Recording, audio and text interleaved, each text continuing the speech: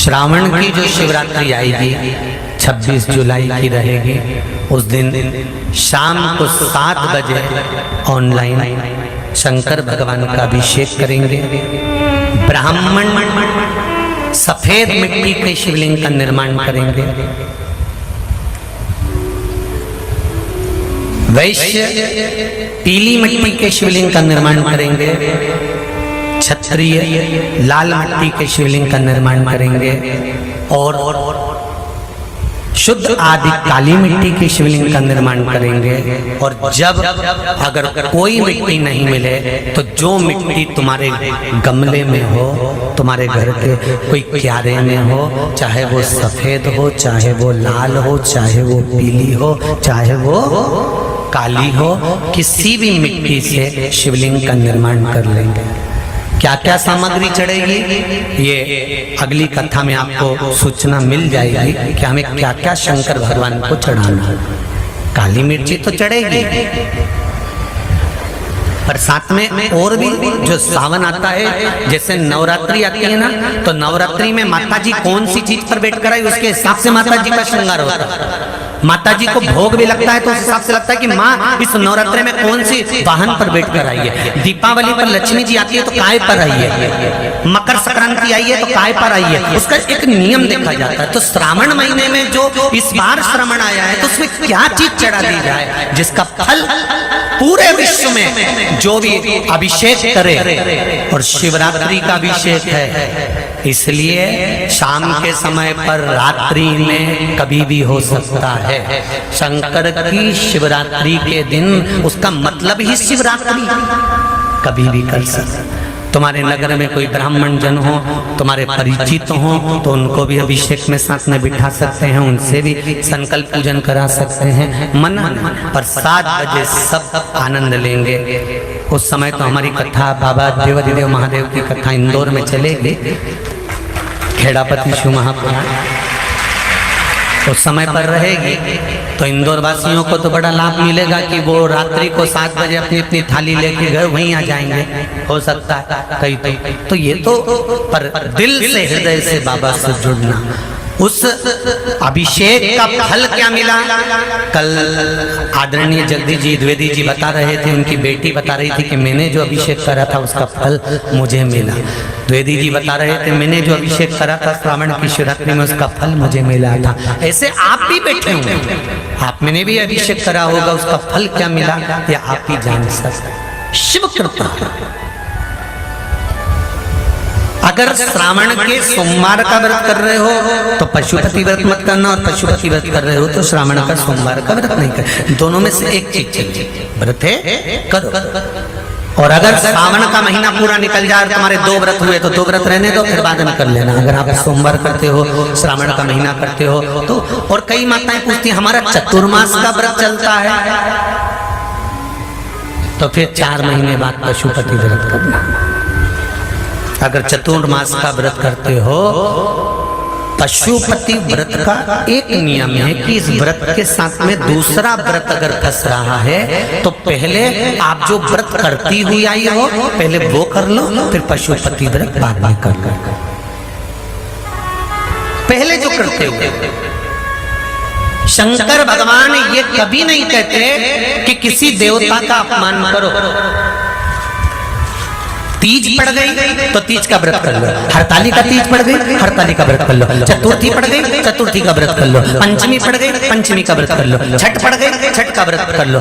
जो त्योहार पड़ा, एकादशी पड़ गई और तुम करते हुए आए हो तो एकादशी कर लो, तीज का व्रत करते हुए आए हो तो तीज कर लो, चतुर्थी करते हुए आए हो तो चतुर्थी करो। अगर सोमवार के दिन कोई भी त्योहार पड़ता है और तुम करते हुए आ रहे हो तो ये मत सोचना कि पशुपति व्रत कैसे होगा। पशुपति व्रत को उस दिन छोड़ दो, उस दिन तुम्हारा जो व्रत है उसको करो और फिर अगले जब मौका मिले तब उस पशुपति व्रत को करो।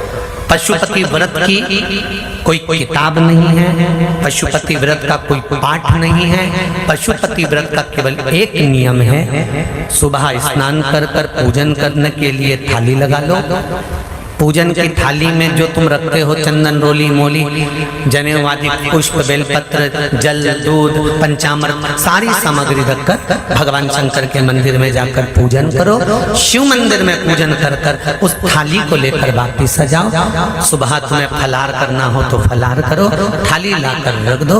रखने के बाद में शाम के समय उस थाली में कितने दिए? 6 दिए रख लो और मीठे का प्रसाद रख लो।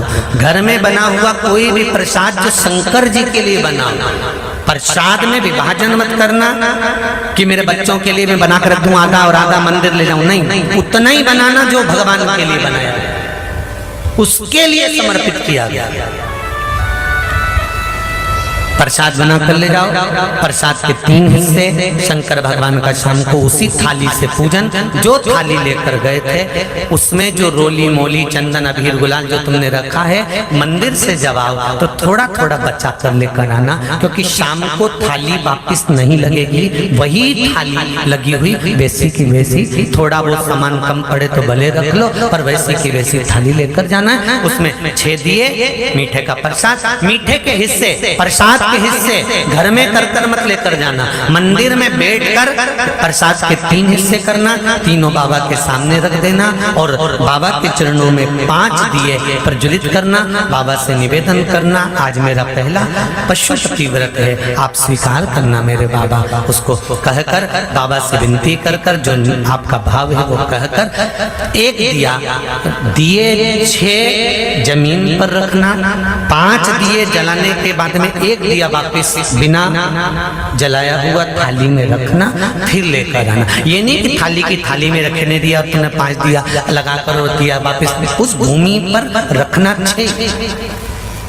एक वापिस लेकर आना बाबा से मांगकर कि आपके दरवाजे का प्रकाश, धन वैभव का प्रकाश, मेरे भाग्य का प्रकाश मेरे घर तक होना चाहिए, ऐसी कृपा बनाकर रखना। और 1 दिया जो छठा दिया है प्रसाद का 1 हिस्सा लेकर आना, 2 हिस्सा छोड़कर आना, बाबा को विनती कर कर आना। और फिर घर के अंदर राइट भाग में सीधे हाथ में जब प्रवेश करो तो घर के अंदर प्रवेश करते समय जब तुम्हारा सीधा हाथ जहाँ हो, राइट हैंड जहाँ हो, वहाँ बैठ कर आराम से दिया लगाओ और बाबा से विनती कर कर फिर अंदर प्रवेश कर कर जब भोजन ग्रहण करो, चाहे नमक का भोजन हो चाहे मीठे का भोजन हो, जो भी खाओ, भोजन करने से पहले एक बात का ध्यान रखना, जो प्रसाद लेकर आए हो 1 हिस्सा, वो 1 हिस्से का पूरा प्रसाद आपको पाना है, उसमें से किसी को हिस्सा कर नहीं देना, ना बच्चों को, ना बड़ों को, ना किसी को।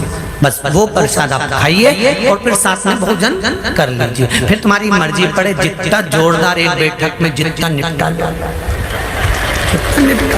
तो खाओ, बैठे।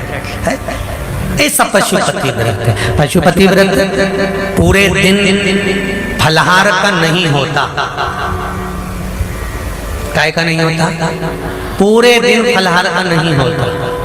पूरे दिन में आपको एक समय फलाहार कर लीजिए। फलाहार नहीं करते हो तो भोजन शाम को ही करना है। कब करना है? जब बाबा को भोग लग जाएगा और वो भोग आ जाएगा।